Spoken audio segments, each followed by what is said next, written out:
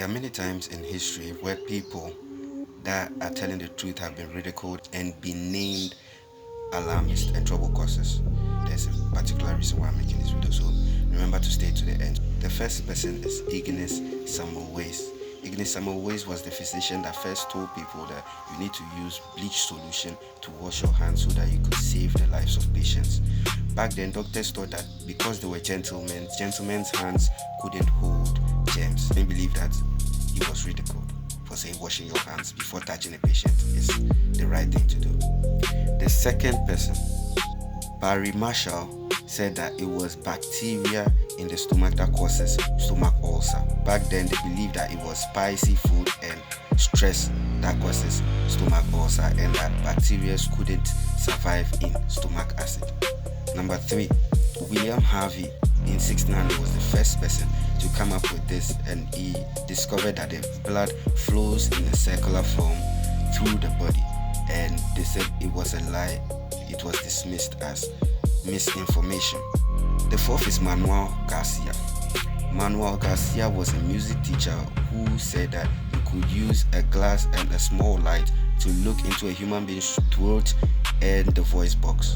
Licensed physician said he was not a doctor, so he couldn't know that, and they ridiculed him and they dismissed his findings outrightly. The next one is Alice Stewart.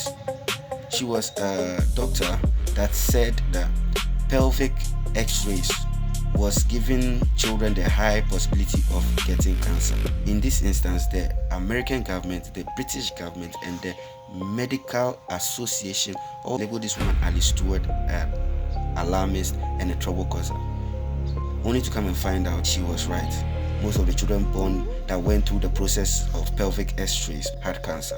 The next one is Frances Kelsey.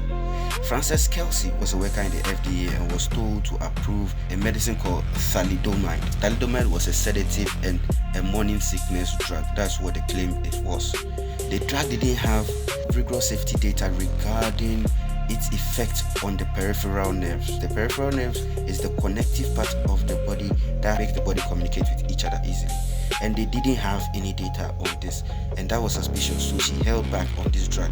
They were fighting her because they didn't understand why the drug was already in Europe and she didn't want them to have it in America. Now later, this same drug was linked to a massive birth defect outbreak in Europe.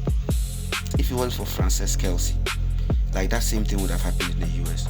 A lot of children would have been born with a lot of birth defects. The last person is Pat Patterson. Pat Patterson is the one who found the age of the earth, and also is the one who stopped the use of lead in the world.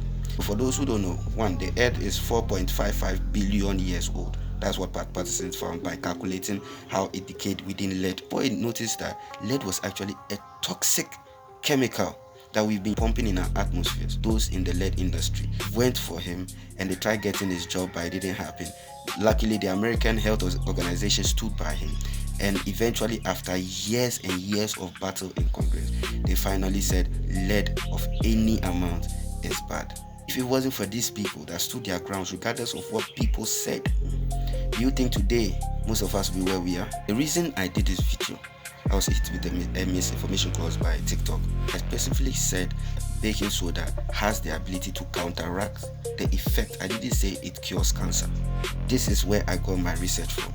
In 2009, Dr. Robert Gillais at the H. Lee Moffitt Cancer Center published a finding that sodium bicarbonate has the ability of neutralizing the acidic content of a tumor, a cancerous tumor.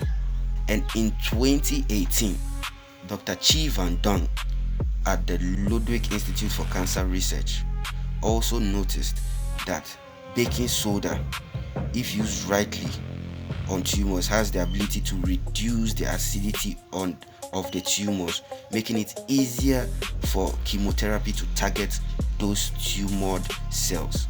This is not my finding. The research is there. I will continue bringing the truth. Nothing I've ever said is my word. I bring out researched findings. Let me know in the comments if what I said was misinformation. I just said it so that people will know that there is an option. Don't forget to play with the buttons out here. Thank you for staying this long. and I'll catch you in the next one.